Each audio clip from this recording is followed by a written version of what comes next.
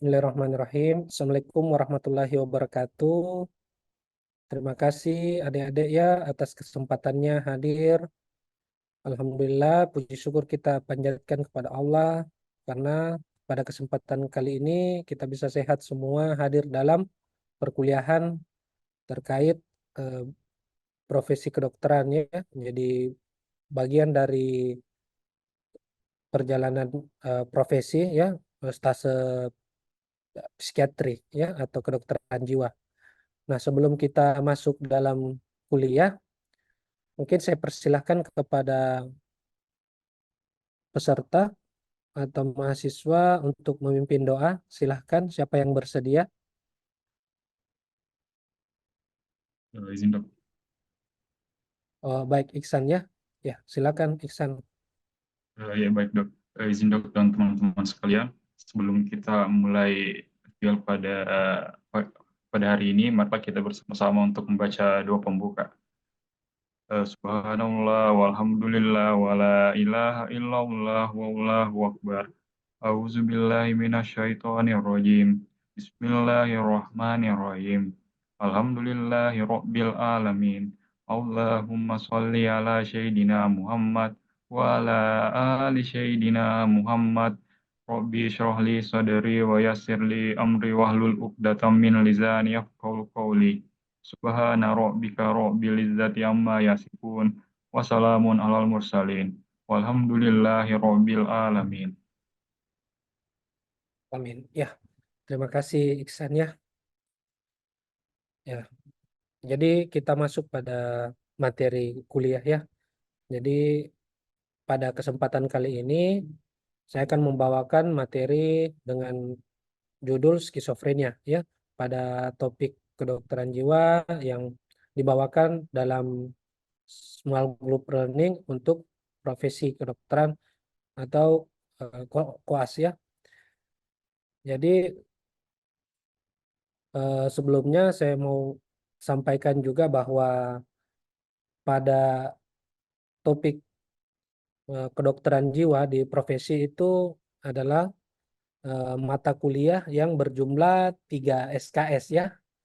Jadi dia 3 SKS dan secara keseluruhan eh, disajikan dalam beberapa mata kuliah ya. Jadi di kedokteran jiwa itu nanti kalian akan dapatkan beberapa materi dan salah satunya ini skizofrenia ya.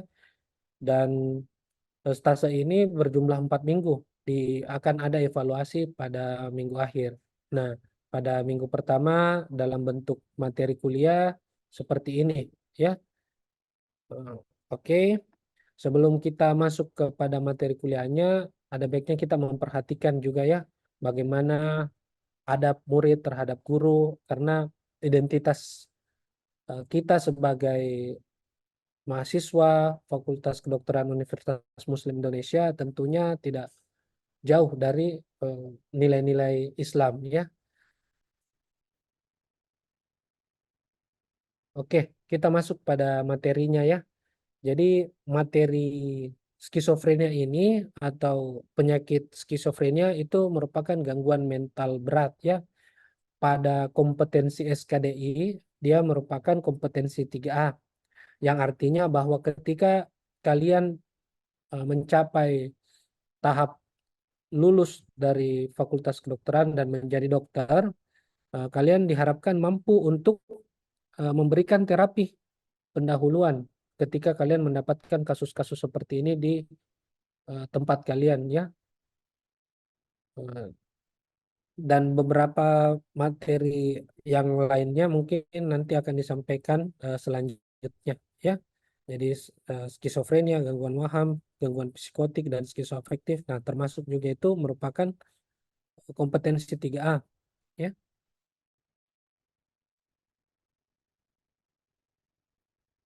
Nah, sebelumnya saya juga akan sampaikan jika materi dalam perkuliahan ini kalian juga bisa lebih eksplorasi lebih jauh pada bahan-bahan ajar sebagai berikut ya. Apalagi kita berada di Indonesia, maka kita untuk pedoman diagnostik masih kita memakai PPDGJ 3 ya. Dan untuk rujukan dari luar, kita bisa melihat juga bagaimana diagnosis dari DSM-5 ya, serta bahan ajar lain seperti Kaplan, buku ajar psikiatri FKUI, dan untuk khusus pada skizofrenia bisa dilihat juga bagaimana penata laksanaan skizofrenia dari konsensus skizofrenia 2011 ya. Itu yang dikeluarkan dari Kolegium PDSKJ ya. Nah, kita lihat sebelum kita masuk ke materi, kita coba lihat contoh kasus yang mungkin saja kalian akan mendapatkan hal seperti ini pada stase di rumah sakit maupun nanti setelah selesai ya. Jadi seorang laki-laki 37 tahun dibawa keluarga ke puskesmas dengan gelisah dan mengamuk sejak 1,5 bulan terakhir. Pasien melempar barang dan mengancam keluarga. Pasien mengatakan dirinya adalah utusan Tuhan, mendengar suara Tuhan yang memerintah menyelamatkan manusia dari kehancuran. Pada pemeriksaan tanda vital dalam batas normal dan tidak ditemukan riwayat penggunaan zat maupun riwayat penyakit fisik. Ya. Nah, dan contoh kasus kedua, laki-laki 25 tahun dibawa keluarga ke puskesmas dengan keluhan diam, tidak mau bicara selama 2 bulan terakhir. Saat diperiksa, tangan pasien mempertahankan gerakan tertentu. Dan ketika gerakan pasien kembali digerakkan, dia mempertahankan posisinya. Nah, sebelumnya menurut keluarga tidak ada ada riwayat mendengar bisikan di telinganya dan tidak ada ditemukan riwayat penggunaan zat maupun penyakit fisik ya. Nah, untuk kasus ini kira-kira ada yang mau berpendapat memberikan pandangannya terkait kasus ini?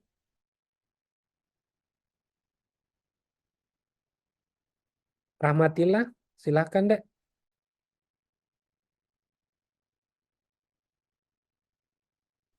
Tapi ya dok, Ya, kalau dari em, ya, silakan Dek. tapi dok, kalau tanggapan saya dari skenario ini, kita curiga bahwa pasiennya itu mengalami skizofrenia dok. Berdasarkan Berdasarkan temuan yang ditemukan bahwa pasien di sini ada wahamnya dok, seperti dia mendengar ya, mengatakan bahwa dirinya Tuhan, oke. kemudian juga ada mendengar suara-suara. Mungkin itu dok. Oke, iya. Terima kasih ya, bagus sekali ya. Terima kasih kepada Rahmatillah ya. Jadi apa yang disampaikan Rahmatillah bagus ya, bahwa dia melihat kata kunci berupa waham dan halusinasi. Ya, nah, untuk lebih jelasnya kita langsung pada materinya ya. Nah, skizofrenia merupakan gangguan jiwa berat yang mencakup hampir semua sendi kehidupannya ya, diantaranya pikirannya, perasaan, perbuatan, persepsi, dan ada dorongan kehendak serta gangguan pada pengendalian. Dan onsetnya itu biasanya mulai dari ringan sampai berat dan ada fase prodromal, biasanya kita kenal dengan fase sebelum terjadi gejala mental berat ya. Nah, jadi kalau skizofrenia, kita bicara skizofrenia berarti kita berbicara tentang gangguan mental berat. Nah, tandanya seperti tadi disampaikan temannya, ya, terdapat waham atau halusinasi, ya. Jadi kalau bukan waham ditemukan, biasanya halusinasi ada pada gangguan mental berat. Nah, bukan cuma skizofrenia ya, nanti kita lihat diagnosa banding yang lain dengan gangguan mental berat, ya. Nah, sebelumnya waktu pertama kali diamati gangguan ini dianggap sebagai demensia ya, dianggap sebagai karena hampir mirip domain-domain terkait perilaku dan pikirannya itu eh, diasumsikan mirip dengan demensia. Makanya sebelumnya oleh ahli Emil Kraepelin mengatakan bahwa ini adalah sebuah demensia precox ya. Namun pandangan itu sudah bergeser beberapa tahun kemudian ketika Egan Blair di 1911 ya, dia menemukan bahwa ada kriteria yang abnormal, ya, ada kriteria yang bukan seperti demensia dan mencakup kalau dia bahasakan sebagai 4A, ya. Bagaimana asosiasi yang tidak normal, ada perilaku yang autistik dan pikiran yang autistik, dengan afek yang abnormal serta ambivalence, ya, atau membingungkan, ya. Nah, itu sesuai dengan pedoman diagnostik yang kemudian kita kenal sekarang, ya. Nanti kita lihat bagaimana pedoman diagnostik dari skizofrenia.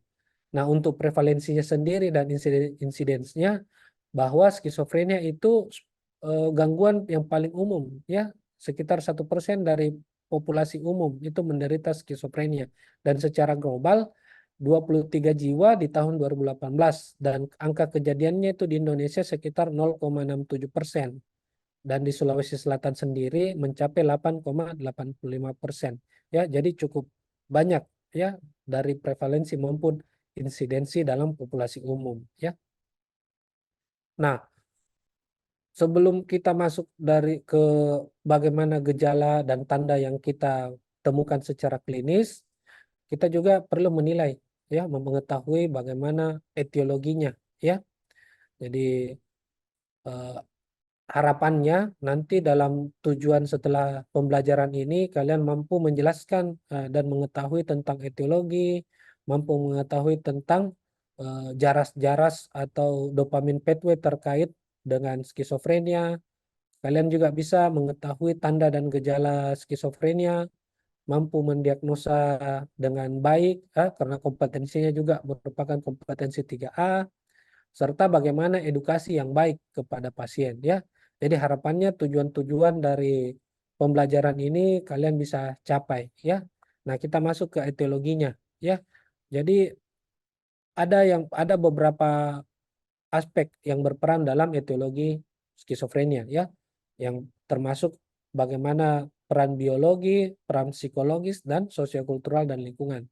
Nah, yang paling sering hipotesa yang kita ambil terkait etiologi skizofrenia yaitu tentang neurokimia atau peran neurotransmitter dalam patologi skizofrenia, ya, termasuk, dan di situ termasuk bagaimana faktor biologinya, ya.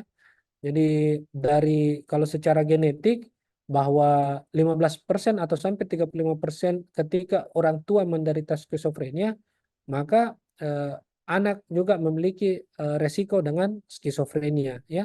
Kalau secara neuroanatomi, ya, biasanya pada pasien-pasien dengan skizofrenia ini ketika kita periksa imaging, ya, itu ada penurunan volume otak dan fungsi otak yang abnormal pada area temporal dan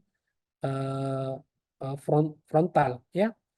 Dan secara neurokimia yang tadi dimaksud adalah bagaimana peran dopamin, ya.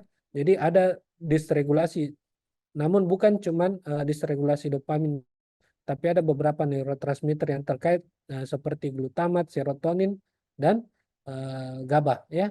Nah, tapi hipotesis yang paling umum yang biasa kita dapatkan pada penelitian-penelitian itu tentang hipotesa dopamin, ya. Sehingga diharapkan kalian juga perlu mengetahui tentang hipotesa dopamin pada skizofrenia, ya. Nah, untuk faktor psikologis dan faktor sosiokultural itu di mana ketika orang-orang yang rentan seperti misalnya mungkin secara psikologis kepribadian uh, yang berkomorbid, ya, secara psikologis berkomorbid dengan kejadian skizofrenia, mungkin dari kepribadian klaster A, ya, skizotifal, skizoid, paranoid, ya. Nah, serta bagaimana dia fungsi ego, ya, fungsi ego dan fungsi mentalnya yang kurang baik, ya, sehingga merupakan faktor psikologis juga. Dan faktor sosial kultural dan lingkungan beberapa hampir semua kasus itu dan prevalensi itu pada ekonomi sosioekonomi yang rendah, ya, dan stresor lingkungan yang cukup tinggi, sehingga bisa dikaitkan dengan faktor sosiokultural dan lingkungan. Oke. Nah, ini yang saya maksudkan tadi ya tentang hipotesa dopamin ya. Bagaimana ketika etiologi dari skizofrenia, kalian juga harus kaitkan dengan hipotesa dopamin, di mana peran-peran pengobatan juga akan terkait dengan eh, dopamin pathway ya. Ya, jadi kalau kita kenal itu ada teori tentang jalur dopamin ya, yang berpengaruh juga pada nanti pengobatan ya. Makanya kenapa ada gejala yang menonjol seperti gejala perilaku yang menonjol itu dikaitkan dengan hipotesa dopamin juga. Jadi ada 4 ya, yang sebenarnya 5 ya, cuman yang paling sering yang kita lihat pada pasien itu 4 jalur dopamin. Yang pertama di nigrostriatal, mesolimbik, mesokortikal, dan eh, dengan tuburin ventricular ya. Nah, gejala-gejala yang kita amati pada pasien itu biasa kalau kita bahasakan gejala positif ya, atau gejala perilaku yang abnormal, yang impulsif ya, itu terkait dengan mesolimbik ya. Jadi gejala yang menurut pada mesolimbik. Nah, makanya ketika kita memberikan pengobatan dengan antagonis dopamin ya, eh, gejala perilaku tersebut membaik ya, karena dopamin pathway di situ disregulasi pada pathway mesolimbik itu kita perbaiki, akhirnya tidak terjadi lonjakan dopamin di area tersebut, maka akan memperbaiki gejala klinis pada skizofrenia ya. Nah, nanti untuk lebih lanjut kita bisa diskusikan ya ketika kita bertemu di rumah sakit ya. Nah, untuk kriteria diagnosa, jadi kalau PPDGJ itu sama DSM ada perbedaan sedikit ya. Nah, kalau di PPDGJ kita masih memakai diagnosa eh, subtipe skizofrenia ya, termasuk katatonik, paranoid, hyperphrenic dan sebagainya. Sedangkan kalau di DSM itu hanya memakai eh, spektrum ya. Ya, jadi skizofrenia secara umum ya. Kalau di PPDGJ itu tadi masih kita mengenal beberapa subtipe. Nah, untuk diagnosanya sendiri ada 8 kriteria ya. Nah, dari 8 tersebut ada yang namanya kriteria dominan atau kriteria 1 gejala dan kriteria 2 gejala. Jadi ketika kita melihat kriteria A sampai D itu ada dan menonjol, kita bisa memakai dengan kriteria 1 gejala ya.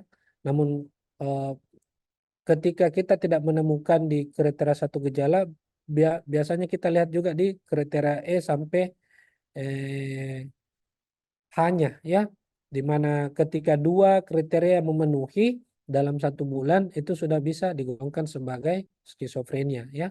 Jadi syaratnya ya harus diamati selama 1 bulan ya. Ketika gejala menetap selama 1 bulan tanpa ada riwayat penyakit fisik dan riwayat penggunaan SAT, nah, bisa kita kategorikan atau masuk memenuhi kriteria diagnosa skizofrenia pada PPDGJ3. Nah, apa itu kriterianya? Yang pertama itu pikiran bergema, thought of echo, atau thought of withdrawal, atau thought of broadcasting, ya, atau penyiaran pikiran. Nanti untuk lebih lanjut, kita bisa di pemeriksaan status mental ya, pada materi yang akan kita diskusikan di minggu kedua ya. Jadi ini untuk pengantar saja ya.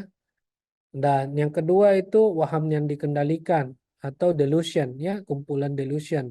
Delusion of being control, influence, merasa pasif atau passivity, dan ada sensasi khusus atau delusion of perception. Terus untuk halusinasi ya, harus jelas ya, halusinasi yang berupa suara ya. Ya, jadi kalau misalnya dok ada halusinasi visual ya, nah itu bisa kita lihat pada kriteria selanjutnya yaitu yang 2 gejala. Tapi kalau untuk memenuhi 1 gejala harus khas berupa suara ya. Suara yang seperti apa? Yang berkomentar, atau yang mendiskusikan pasien, atau suara yang berasal dari beberapa bagian tubuh atau anggota tubuh pasien. Misalnya dia bilang, tangan saya bicara, atau ada suara dari perut saya, ya, ya seperti itu. Kalau dia bahasakan, eh, saya merasakan ada yang jalan di tangan saya, itu masuk kriteria halusinasi dari panca indera lain, ya, itu masuk di kriteria dua gejala, ya. Yang keempat itu waham-waham menetap jenis lain yang menurut budaya dianggap tidak wajar atau sama sekali mustahil, atau biasa kita bahasakan bizar, ya. Jadi skizofrenia itu wahamnya bizar atau aneh, atau yang tidak dapat diterima secara akal sehat, ya. Nah, kalau untuk yang kriteria dua gejala dari PPDGJ itu dari poin E sampai H, ya. Di mana yang tadi, ya, halusinasi selain halusinasi suara, atau dari panca indera lain, ya, bisa dari taktil, kulit, pendengaran, pengecapan, ya, adanya arus pikir yang terputus, ya, atau ketika kalau di status mental kita bisa lihat, ya, bagaimana arus pikirnya, ya, apakah dia blank, asosiasi longgar, atau flight of idea, ya, neologisme, itu merupakan masuk dari kriteria, ya, kriteria dua gejala. Tapi kalau cuman itu yang menonjol, ya belum bisa kita diagnosa. Harus ada dua di antara empat ini, ya. Dan perilaku katatoni atau perilaku seperti tadi di contoh kasus, ya, termasuk tadi posturing, ya, eh, ketika kita gerakan, dia mempertahankan posisi tertentu, ya. Terus gejala-gejala negatif, ya. Nah, seperti dia secara emosi kita lihat dia mengurung diri terus, perilakunya tidak wajar menyebabkan dia disosiasi atau disosiasi sosial, ya, atau perilaku asosial. Nah, itu masuk juga, ya. Jadi perubahan-perubahan semuanya ini secara keseluruhan akan mengganggu perilaku atau behavior dari penderita, dan manifestasinya berupa hilangnya minat, tidak bertujuan, acuh tak acuh, ya, dan penarikan diri secara sosial. Nah, ketika kalian tidak temukan satu gejala di antara A sampai D, maka kalian bisa memperhatikan gejala berikutnya, ya. Ketika memenuhi dua gejala selanjutnya di antara poin E sampai H, yaitu bisa dimasukkan dalam kriteria diagnostik skizofrenia, bisa ditegakkan diagnosis skizofrenia dengan catatan bahwa harus 1 bulan, ya, dan tidak ada penyebab organik maupun penyebab obat, ya. Nah, kalau DSM sendiri hampir mirip, ya, hampir mirip. Yang penting kan tadi utama adalah kalau gangguan mental berat adalah waham yang menonjol, halusinasi yang menonjol, terutama halusinasi pendengaran kalau skizofrenia. Ya, sama dengan DSM juga, ya. Jadi dalam 1 bulan setidaknya harus 1, 2, atau 3 dari delusika, halusinasi, ucapan yang tidak teratur atau inkoheren, ya. Biasanya kita lihat juga dari proses pikirnya, koheren, serta perilaku yang tidak terorganisir seperti katatonik atau gejala negatif, ya. Jadi hampir mirip tadi kan. Nah, hal ini ditemukan berlangsung 1 bulan tetapi kurang dari 6 bulan, ya. Maksudnya harus memenuhi kriteria dari 1, 2, dan 3 tersebut di poin A itu harus memenuhi selama 1 bulan, ya. Nah, kalau belum cukup 1 bulan, biasanya kita diagnosa sebagai Brief Psychotic Disorder, atau kalau di DSM dikenal Brief Psychotic Disorder, kalau PPDGJ psikotik akut, ya. Nah, kalau skizofrenia spektrum disorder itu sudah masuk kriteria skizofrenia. Kalau di PPDGJ masuk skizofrenia, dan subtipenya ya ada beberapa, ya. Oke, kalau memang sudah tidak ada, terima kasih banyak, ya, atas perhatiannya. Sebelum kita akhiri, mungkin silakan Iksan kembali untuk memimpin doa. Ya, baik dok. Jadi sebelumnya terima kasih banyak dok atas ilmu dan kesempatannya. Jadi sebelum kita menutup pertemuan SGL pada kesempatan kali ini, marilah kita bersama-sama untuk membaca doa penutup. Subhanallah walhamdulillah wala ilaha illallah wallahu akbar. Auzubillahi minasyaitonirrajim. Bismillahirrahmanirrahim. Alhamdulillahi rabbil alamin. Allahumma sholli ala sayyidina Muhammad wa ala ali sayyidina Muhammad. Allahumma anfa'ni bima lamtani wa alimni ma yanfa'uni warzuqni ilman yanfa'uni. Bismillahirrahmanirrahim. Alam nashrah laka sadrak wa wada'na anka wizrak allazi anqadha dhahrak warfa'na laka zikrak fa inna ma'al usri yusra inna ma'al usri yusra fa idza faragta fansab wa ila rabbika farghab. Subhana rabbika rabbil izzati amma yasifun wa salamun alal mursalin walhamdulillahi rabbil alamin. Oke, Dek, terima kasih banyak ya. Saya mohon izin live ya. Assalamualaikum warahmatullahi wabarakatuh.